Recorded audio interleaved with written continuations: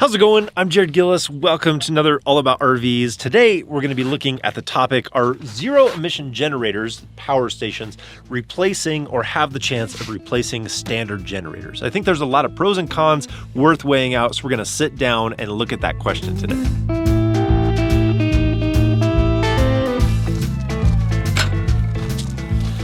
Now, these power stations have come a long way and they're very capable now. So some of these have the output of like 3,600 watts. So the output on these things is getting really high. And that's what makes them so comparable, because you can run larger things in your RV like a microwave because they have such a high output. Very impressive. And the capacity has seen a large upgrade too. The capacity is quite large on some of these, and you can expand it. So you can run things for longer off of the power station. There's also been an improvement on some of them for how fast you can charge them back up to reuse.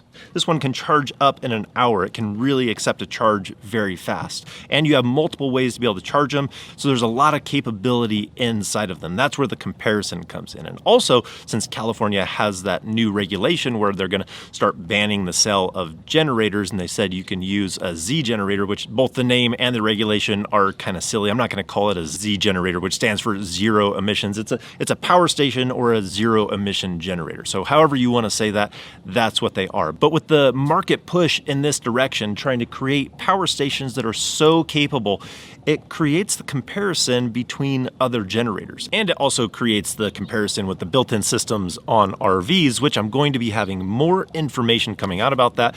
Some budget options that are out there. So if you wanted an inverter setup on your RV, that can be an option at a much lower cost than what we've seen in the past. But let's dive into it and see how these compare to a generator. So let's start off with the inverter generator, because that's been the staple for so many RVers out there. They're fairly quiet compared to an open generator, construction generator. They're a reliable source of power. It's easy to fill them up. There's just a lot of things that work really well for them. And the shining element comparing these to the power stations is just how quickly you can refuel them. You can put in gasoline, or for us, if we wanted to put in gasoline or propane, that's something that you can do really fast, and you can be back up and running, producing the power that you need or want inside of your RV, no matter where you are. But the key point there is that you can just go to the gas station and get more fuel, or you can go and fill up a propane bottle and be able to have propane for that generator, and you can be generating quickly. So it's that quick refueling process that makes that generator unique from these power stations. So for what we have available for us, we don't have a way to be able to pour in an additional charge into these. So it is going to be different.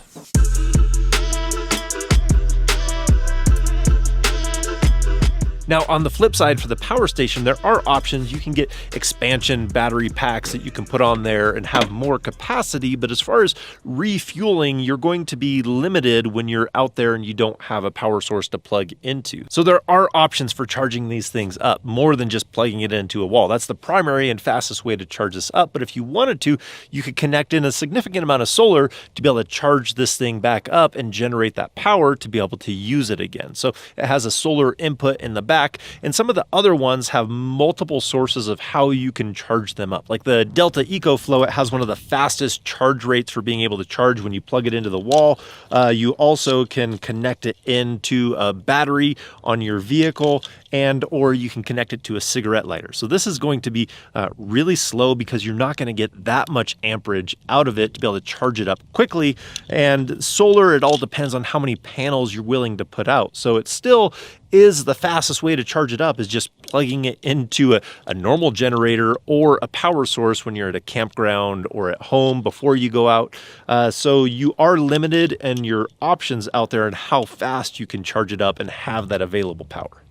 Now, just a quick side note, I'd love to hear what you guys think, whether you would stick with the generator, you want a power station, or you got a power station, or what you'd like to see in these power stations coming out. So leave a comment down below and let me know what you think. Now, as far as the speed for charging these units up, it depends on each of them. So Blue Yeti is going to be different than the Delta EcoFlow, different from the Lion Energy. I think the gold standard right now, or the one that is the fastest charging, is the Delta EcoFlow products. Their highest end product charges at 6,500 watts if you combine everything that it can do together. It might be hard to be able to combine all those and have all those scenarios come together to have that happen, but it has the ability to charge up very quickly. So that's compared to like the Blue Yeti or the Lion Energy. It might take hours for you plugging it into a wall to be able to get it back up to 100%. Now that brings us to the next thing to compare between these, because cost is greatly different between these. So that Champion Inverter Generator 2500 watt dual fuel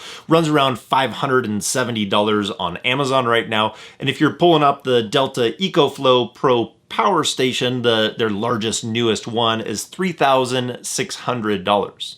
Now, if you wanted to step it up in the generator size to have the same size output, you're looking around $980. So that's stating the obvious that it's significantly different in cost. You have maintenance on a typical standard generator. You don't have maintenance on these portable power stations. So there is a little bit of a difference there. That is a significant difference in price between the two. And that brings up another point, is you can use these where you couldn't use a typical generator. During generator hours, you can't use a generator, but a power station, it's not making any noise. Now, when considering sound, this one's it's almost kind of ridiculous because it's going to be so drastic on both ends. Yes, this is an inverter generator that's quieter than your typical generator, but it's still going to be a running engine that's going to be producing sound. And this is just a battery with an inverter. So there's going to be a little bit of fan noise, but the stark difference between the two is there's a big difference. So you could run this power station anytime you want. Even if you're in an RV park that said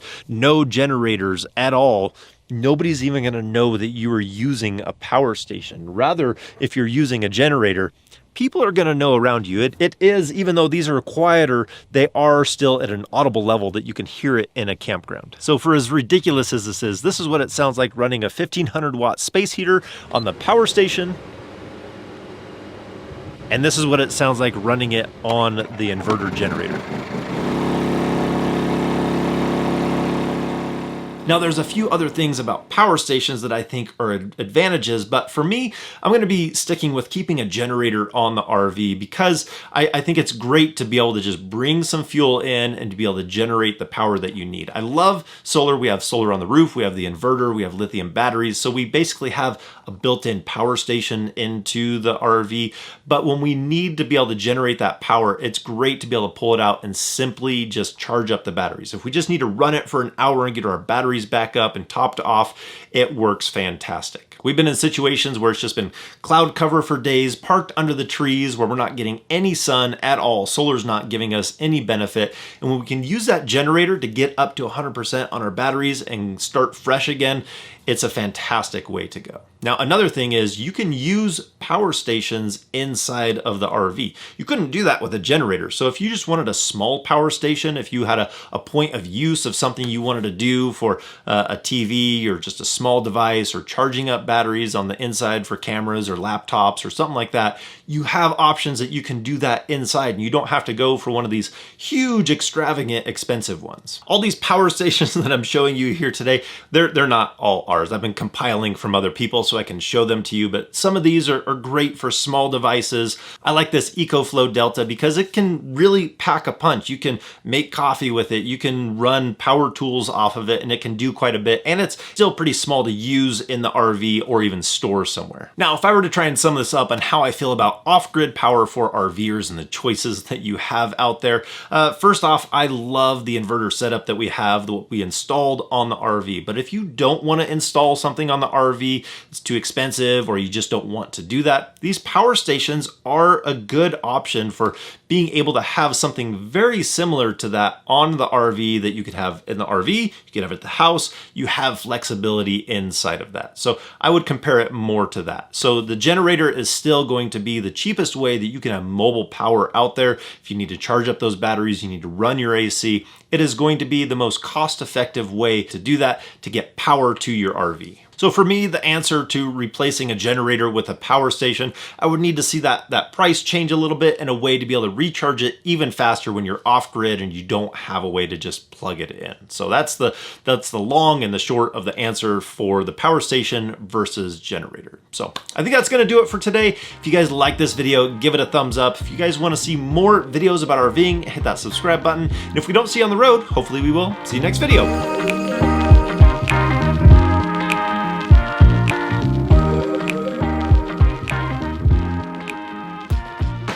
The great thing about these power stations, there's so many different sizes. The funny thing is, the size that we have used the most is this little tiny guy right here.